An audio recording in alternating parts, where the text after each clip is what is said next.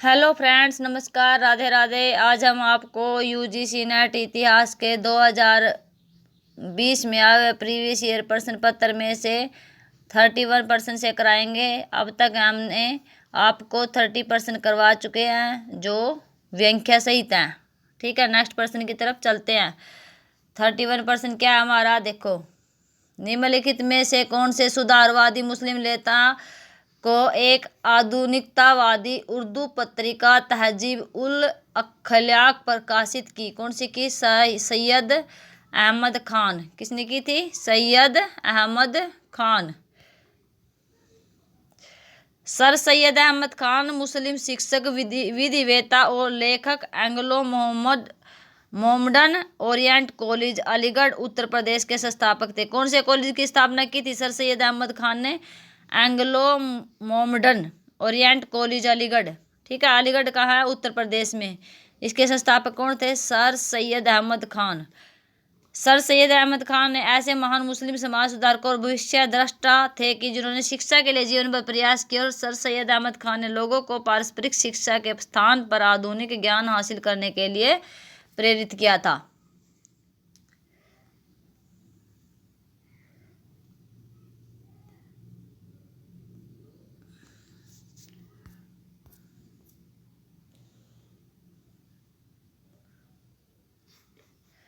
उनकी पुस्तक का क्या नाम है? तहजीब उल अख्याल। 1871 से शुरू की थी उसने, 1897 तक उन्हें पुस्तक लिखी थी सर सैयद अहमद खान ने। जो नैतिकता से सभ्यता और नैतिकता नामक पत्र का प्रकाशन किया था, उसका नाम क्या कहते थे? तहजीब उल अखलाक। तहजीब उल अखलाक किसकी पुस्तक थी? सर सैयद अहमद खान की। तहजीब उल अखलाक। नेक्स्ट प्रश्न देखो क्या है। निम्नलिखित में से अगर आपको साफ दिखाई नहीं दे तो आप अपनी क्वालिटी को बढ़ा सकते हो। 360 या 720 कुछ भी कर सकते हो, जिससे कि आपको साफ दिखाई दे।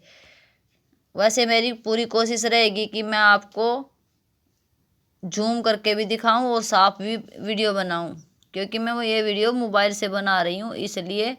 लेकिन आपके लिए बेनिफिट है, आपके लिए मेहनत कर रहे हैं जो 2023 में आपको बहुत फायदा देगी। देखो आगे नेक्स्ट प्रश्न क्या है। निम्नलिखित में से किसने 15 जनवरी 1876 को कलकत्ता में Indian association for the cultivation of science की स्थापना की? किसने की थी? महेंद्र लाल सरकार ने।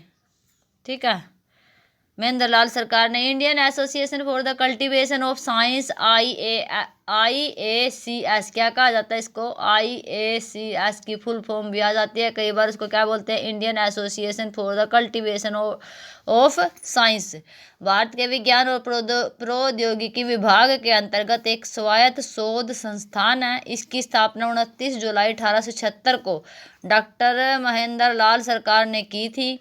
यह भारत का प्राचीनतम शोध संस्थान है। यह संस्थान भौतिकी, रसायन, जीव विज्ञान, ऊर्जा, बहुलक पदार्थों के सीमांतवर्ती क्षेत्रों में मौलिक शोध कार्य में समर्पित है। कौन कौन से कार्य है उसके? कौन कौन से संस्थान है? ये भौतिक संस्थान हो गया, रसायन संस्थान हो गया, जीव विज्ञान हो गया, ऊर्जा और बहुलक पदार्थों से संबंधित हो गया। प्रत्येक क्षेत्र में IAS युवा एवं प्रगतिशील शोध अध्येताओं को उनके डॉक्टोरल कार्यक्रमों में उचित पोषण करती है। चंद्रशेखर वेंकट रमन यहीं से वर्ष 1907 से 1933 तक भौतिकी के विविध विषयों पर शोध कार्य करते रहे। कौन? चंद्रशेखर वेंकट रमन भौतिकी के विविध विषयों पर शोध कार्य करते 1928 में उन्होंने प्रकाश के प्रकीर्णन के प्रभाव पर अपना बहुचर्चित आविष्कार किया, जिसने उन्हें ख्याति के लिए अनेक प्रकार के पुरस्कार भी दिलाए। 1930 में प्राप्त नोबेल पुरस्कार भी प्राप्त किया। किसने प्राप्त किया? चंद्रशेखर वेंकट रमन ने। ठीक है, नेक्स्ट प्रश्न क्या हमारा। निम्नलिखित में से किसने बंगाल के विभाजन का उद्देश्य इन शब्दों में व्यक्त किया कि संयुक्त बंगाल एक शक्ति है, विभाजित बंगाल अलग अलग दिशाओं में जाएगा? किसने कहा? H रिजले ने। किसने कहा? H Risley.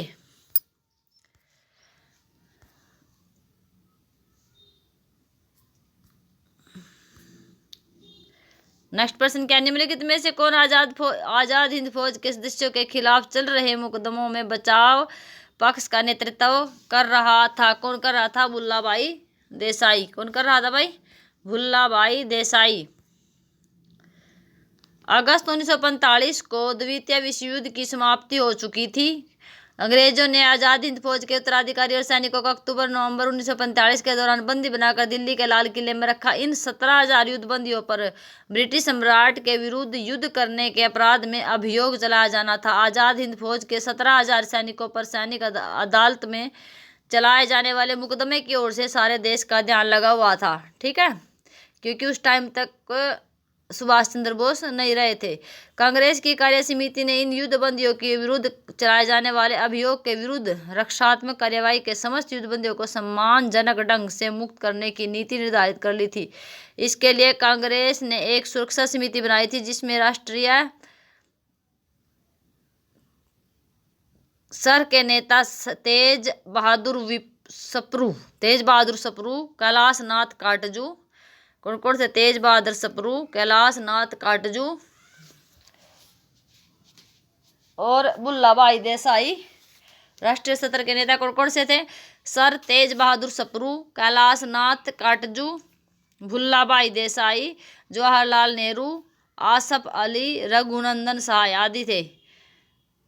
प्रश्न में कई बार आ जाता है कि तेज बहादुर के साथ कौन कौन से थे?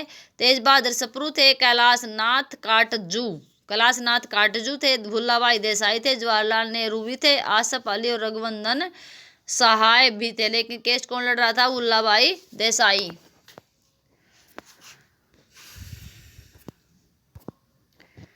नेक्स्ट प्रश्न, निम्नलिखित में से कौन सा एक आर्य समाज का आदर्श नहीं था? क्या नहीं था? शास्त्रीय वर्ग के प्राधिकार में विश्वास। देखो इसकी व्याख्या दी हुई है क्या। आर्य समाज की स्थापना किसने की थी? स्वामी दयानंद सरस्वती ने। कब की थी? 1875 में। कहाँ की थी? बम्बई में। ठीक है, तो यद्यपि आरंभ में उनके समक्ष अनेक बाधाएं खड़ी हुई, परंतु शीघ्र ही उत्तरी भारत के अधिकांश भागों जैसे कि पंजाब, उत्तर प्रदेश, राजस्थान, बिहार, इन पर क्या हुआ? इनका प्रभाव कायम हो गया था अच्छी तरह से। स्वामी दयानंद सरस्वती के नेतृत्व में प्रारंभ में आर्य समाज ने अपने दृष्टिकोण का प्रचार शास्त्रार्थ और सामूहिक बोझ आदि के माध्यम से किया। इसके बाद सत्यार्थ प्रकाश जैसी पुस्तकें लिखकर स्वामी दयानंद सरस्वती ने अपने मूल विचारों को अभिव्यक्त किया। सत्यार्थ प्रकाश में क्या किया उसने? मूल विचारों को व्यक्त किया। प्रारंभ में आर्य समाज ने केवल 3 सिद्धांत रखे थे। वे सिद्धांत क्या थे? आर्य समाज केवल वेदों को ही स्वतंत्र एवं अंतिम शब्द स्वीकार करेगा। आर्य समाज क्या करेगा? वेदों को ही क्या अंतिम, स्वतंत्र और अंतिम शब्द स्वीकार करेगा। आर्य समाज का प्रत्येक सदस्य अपनी आय का 1/100वां भाग आर्य विद्यालय और आर्य प्रकाश समाचार पत्रों को देगा। वेदों के आधार पर शिक्षा ग्रहण करेगा। परंतु 1877 ईस्वी में इन तीनों सिद्धांतों के स्थान पर 10 सिद्धांत निश्चित किए गए। इन 10 सिद्धांतों में क्या था? 3 में पहले क्या था कि स्वतंत्र, केवल वेदों को ही स्वतंत्र अंतिम शब्द मानेगा। ठीक है, दूसरा कहते 1/100 भाग देगा आर्य कॉलेजों में इसमें।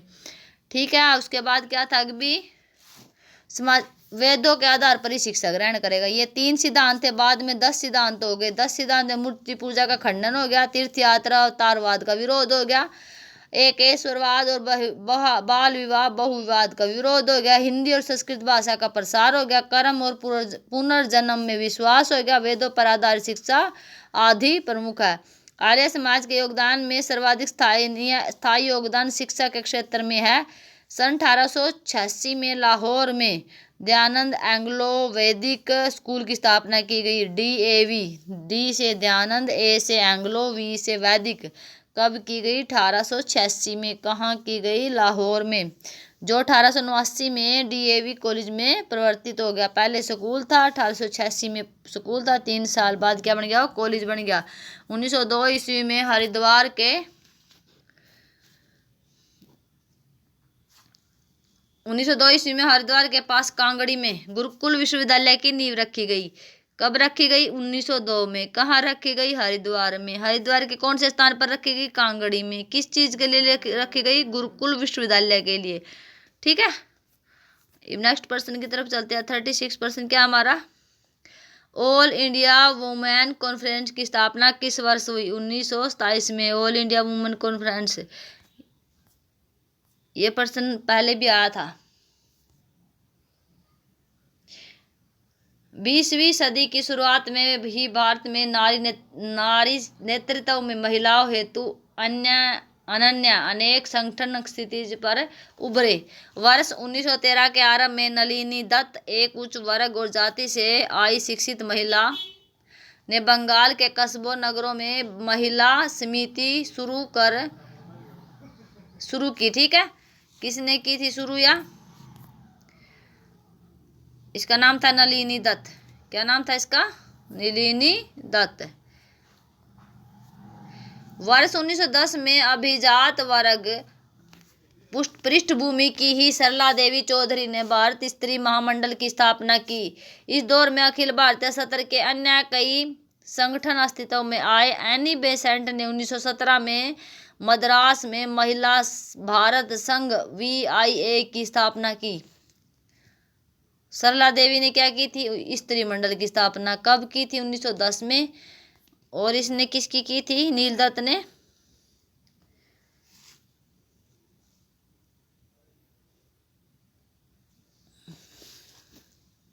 उच्च वर्ग अनेक संगठन की स्थापना की थी। ठीक है, ठीक है। स्त्री महामंडल की किसने की थी? 1910 ईस्वी में अभिजात पृष्ठभूमि की सरला देवी ने, सरला देवी चौधरानी ने कही थी इस भारत स्त्री महामंडल की। और जी 1917 में मद्रास में महिला भारत संघ की स्थापना किसने की थी? एनी बेसेंट ने 1917 में की थी। कहाँ की थी? मद्रास में। और सरला देवी ने कहाँ की थी? बंगाल में। इसने क्या? एनी बेसेंट ने मद्रास में। कब की थी? 1917 में। उन्होंने भारतीय महिलाओं से होम रूल लीग और स्वदेशी आंदोलन में शामिल होने का आग्रह किया। लेडी अबरदीन और लेडी टाटा ने। कौन? लेडी एक तो थी, एक तो औरत का नाम था अबरदीन, दूसरी का क्या नाम था? टाटा। 1925 में राष्ट्रीय महिला परिषद की स्थापना की। मार्गरेट कंजंस के प्रयासों से 1927 में अखिल भारतीय महिला सम्मेलन AIWC की स्थापना हुई। किसके प्रयासों से? मार्गरेट कंजंस, क्या नाम है उसका? मार्गरेट कंजंस के सहायता से 1927 में महिला सम्मेलन AIWS की स्थापना हुई। इन सभी संगठनों में स्वयं को महिलाओं की सामाजिक समस्याएं दूर करने और उन्हें शिक्षित करने के लिए जोड़ा गया था। किसके लिए जोड़ा गया था? शिक्षित करने के लिए।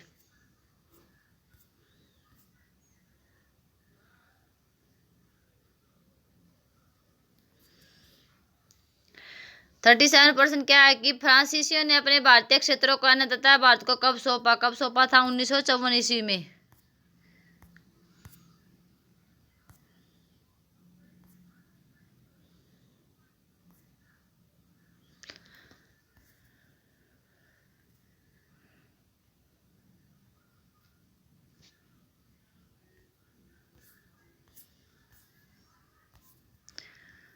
देखो क्या, पांडुचेरी के क्षेत्र में दक्षिण में फैले पांडुचेरी कराईकल, क्या नाम था? पांडुचेरी, कराईकल, माहे और यानाम के वे क्षेत्र शामिल है जहां पहले फ्रांसीसियों का शासन था। फ्रांसीसियों का शासन पहले कहाँ था? पांडुचेरी, कराईकल, माहे, यानाम। पांडुचेरी, कराईकल, माहे, यानाम। पांडुचेरी, कराईकल, याहे, यानाम। ठीक है। कहाँ कौन रहते थे यहाँ? फ्रांसीसी। इनकी पांडुचेरी इनकी राजधानी थी। कभी भारत में फ्रांस वाले का मुख्यालय हुआ करता था। जो पहले क्या था? कभी भारत में फ्रांस वालों का मुख्यालय हुआ करता था। 138 वर्षों तक फ्रांसीसी शासन के अधीन रहा। 1 नवंबर 1954 ईस्वी को भारत में इसका विलय हो गया। किसका? पांडुचेरी का। इसके पूर्व में बंगाल की खाड़ी, शेष 3 तरफ तमिलनाडु है। पांडुचेरी से लगभग 150 किलोमीटर दक्षिण में पूर्वी तट पर कराईकल है। पांडुचेरी से लगभग कितनी दूर है वो? 150 किलोमीटर। कहाँ? दक्षिण में पूर्वी तट पर कराईकल, जबकि माहे पश्चिम में केरल से गिरे पश्चिमी घाटों के मालाबार तट पर स्थित है। यहाँ पर कालीकट हवाई अड्डे से पहुंचा जा सकता है, जो माहे से 70 किलोमीटर दूर है। यह नाम आंध्र प्रदेश के पूर्वी गोदावरी जिले से सटा हुआ है। यह नाम कहाँ है? आंध्र प्रदेश के पूर्वी गोदावरी जिले से सटा हुआ विशाखापत्तनम से 200 किलोमीटर की दूरी पर है। समझ में आ गया? 38% देखते हैं। 38% क्या है? इन प्रश्नों की लेंथ बड़ी हो जाती है, इसलिए भाई मैं आपको 10-10% करवा रही हूँ। डिटेल से समझाते हुए ऐसे ही टाइम लगेगा। अगर मैं ऊपर ऊपर से समझाऊंगी तो आपको ये प्रश्न तो समझ में आ जाएंगे, लेकिन जो इनके अंदर से प्रश्न पूछे जाते हैं वो आप नहीं कर पाओगे। इसलिए बोरिंगनेस फील मत करना, इनको ध्यान से समझना। निम्नलिखित में से किस राज्य के महाराजा ने अंत में विद्रोह का नाटकीय प्रदर्शन करने के बाद विलय पत्र पर साइन किए? कौन था वो? जोधपुर के राजा ने।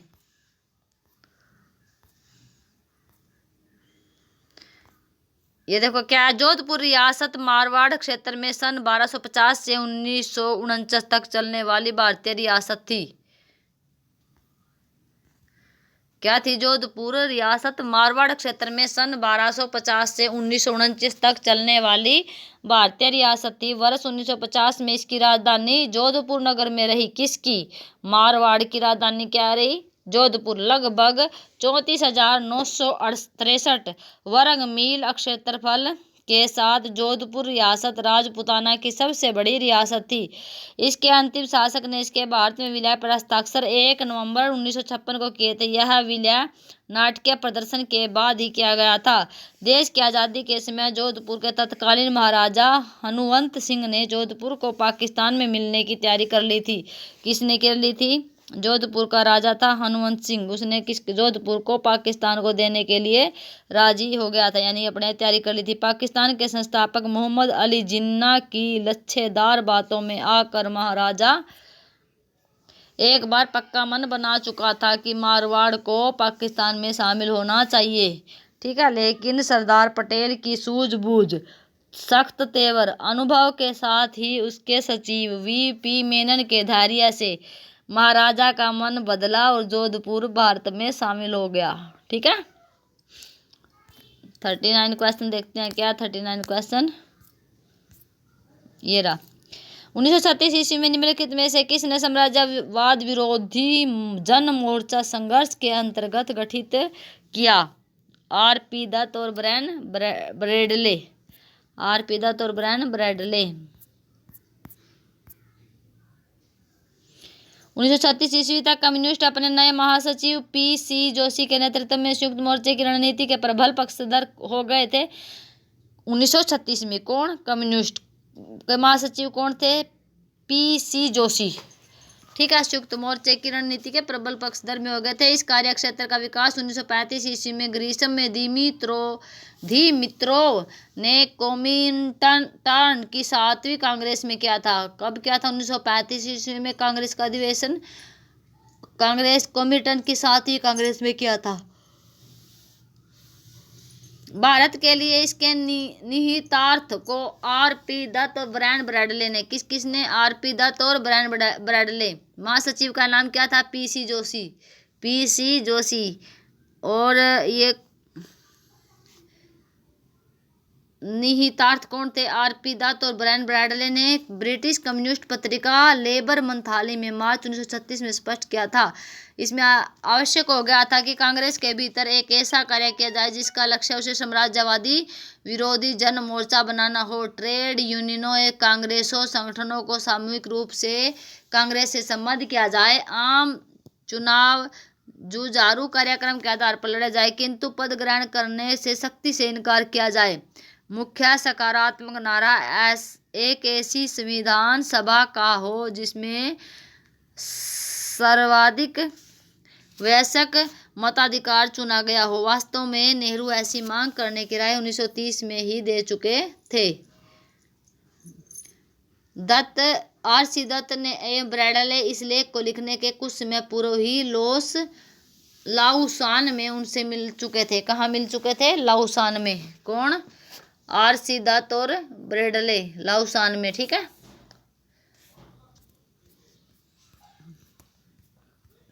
नेक्स्ट और लास्ट पर्सन हमारा कलकत्ता एवं हावड़ा स्मोक न्यूसेज एक्ट के अनुसार जूट मिलों के उत्सर्जन पर नियंत्रण लगाया गया था।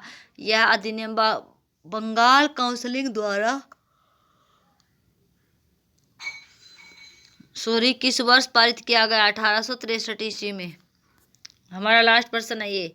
इस लास्ट प्रश्न की व्याख्या और आपको करवा देंगे।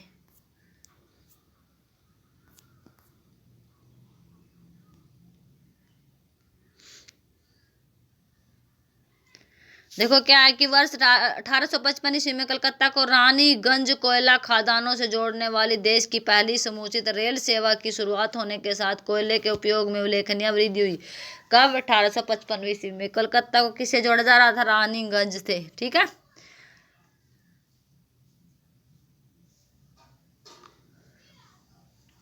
स्थानीय कोयला उपलब्ध होने की वजह से कोलकाता हुगली औद्योगिक केंद्र बन गया। इसे एशिया की रूर घाटी भी कहा जाता है। किसको?